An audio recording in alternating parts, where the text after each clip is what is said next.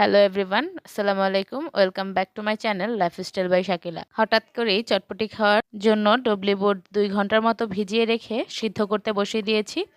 আর তেঁতুল ভিজিয়ে রেখে টক পানি বের করে নিয়েছি। তার সাথে চিনি, লবণ, গোলাপি বিট লবণ একসাথে করে টকটাকে গুলিয়ে নিচ্ছি। টকটার সাথে আমি একটু চিলি ফ্লেক্স ব্যবহার করেছি উপর থেকে সৌন্দর্যের জন্য। আর যেহেতু চটপটি বানাতে একটু সময় বেশি লাগে, তাই আগে থেকে সব কিছু কেটে রেডি করে নিয়েছিলাম।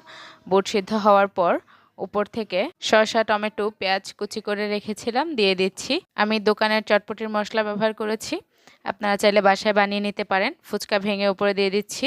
আপনারা যদি চটপটির সাথে টক টক খেতে পছন্দ করেন, সেক্ষেত্রে চিনিটা স্কিপ করবেন। আমি যেহেতু মিষ্টি টক পছন্দ করি, চিনি ব্যবহার করেছি। আর সবগুলো একসাথে মিশিয়ে নিচ্ছি। বাটিতে বেড়ে উপরে ডিম ছিটিয়ে দিব, যেহেতু সবাই ডিম পছন্দ করে না, আর গরমে ডিমটা স্কিপ করাই বেশি ভালো। কার কার চটপটি পছন্দ